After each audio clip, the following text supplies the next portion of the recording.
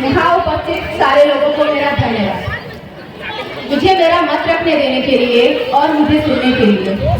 मेरा नाम अंजलि प्रजापति है और मैं कक्षा 12 के विज्ञान वर्ग से हूँ। आज़ादी की लौ तो 1857 में ही जल चुकी थी, जो 1947 में भारत को आज़ाद कराई। आज़ादी के पूर्व देशभक्ति के मायने कुछ और हुआ करते थे और आज़ादी के बाद कुछ और ही हो गए हैं। मैं नहीं मानती कि राजधानी में 72 सेकंड खड़े हो जाने से या वंदे मातरम या जन गण मन के नारे जोरों शोरों से लगाना देशभक्ति है।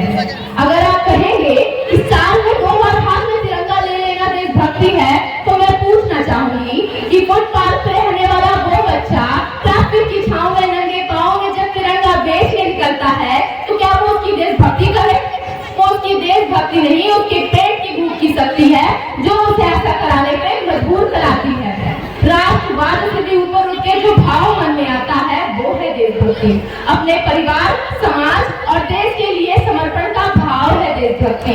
अपने कर्तव्य को ईमानदारी से करना है देशभक्ति। अपने अधिकारों के पूर्व कर्तव्य का भाव मन में आना है देशभक्ति। हमारा देश पहले ही शहीदों के खून से सींचा जा चुका है। अब उसे खून की नहीं, हर एक नागरिक के नसों में उबलते हुए खून की आवश्यकता है। सुनने में कितना आसान लगता है ना कि एक जवान शहीद हो गया देश के लिए। क्या ये इतना आसान है? अब तो हमारा तिरंगा भी पूछने लगा है, क्या बात है भारत? अब तो हमारा तिरंगा भी पूछने लगा है, क्या बात है भारत? आजकल मैं पैराने से ज्यादा कफन में काम आने लगा हूँ। हृदय तो उस दिन फट गया साहब, जब बूढ़ी माँ ने अपने बेटे के चिथड़ों को देख कर बोली, साहब भर्ती में तो आप 1 इंच भी कम नहीं लेते, मैं आधा शरीर कैसे ले लूं? मैं आधा शरीर कैसे ले लूं? आज मानवाधिकारों के कारण इन आतंकवादियों की बंगलों की नाकनियां हंसती हैं, हमारे शहीद जवानों की आंगन में लगी तुलसियां रोती हैं।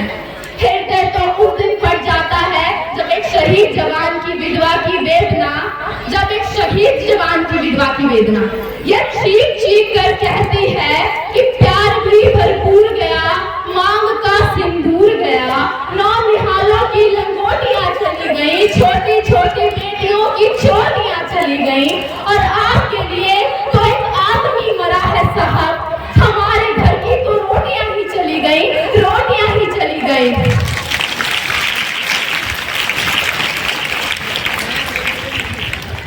हमारा देश विभिन्न वर्गों से मिलकर बना है। एक विशेष वर्ग जो मेरे जहन में आता है वो है युवा वर्ग। वही युवा वर्ग जिसके कंधे पे जिम्मेदारी है, समाज की, राष्ट्रवाद की आशाएं हैं। वही युवा वर्ग आज 4x4 इंच के छोटे से स्क्रीन में अपनी कोमल उंगलियों के घर्षण मात्र से ऑनलाइन वीडियो पे भावनाओं की इमोजी भेज रहा है। वही युवा वर्ग आज हम एक ऐसे समाज में जी रहे हैं जहां शाम को मदर इंडिया देखने के बाद रात में अपनी पत्नी को पीटा जाता है। आज हम एक ऐसे समाज में जी रहे हैं जहां अपनी बहन को कॉलेज छोड़ने के बाद बाहर खड़ी दूसरों की बहनों पे नजर डाला जाता है। आज हम एक ऐसे समाज में जी रहे हैं जहां अपनी माँ को हर काम के लिए मना करके खुद को ना बोलने वाली पर ऐसे टांग लेके निकलते हैं।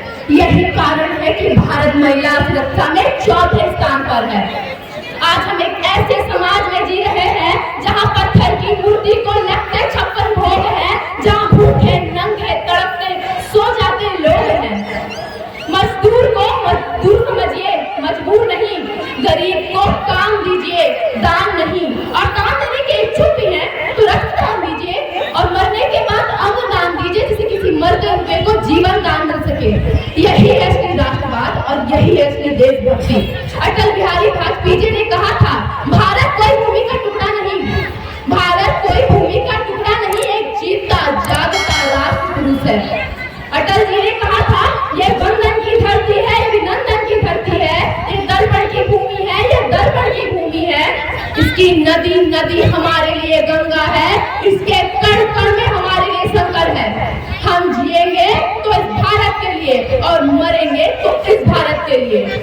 मरने के बाद भी गंगा में बहती हमारी अस्थियों को कोई कान लगा के सुनेगा तो चीख चीख कर एक ही आवाज आएगी, भारत माता की जय, भारत माता की जय, भारत माता की जय।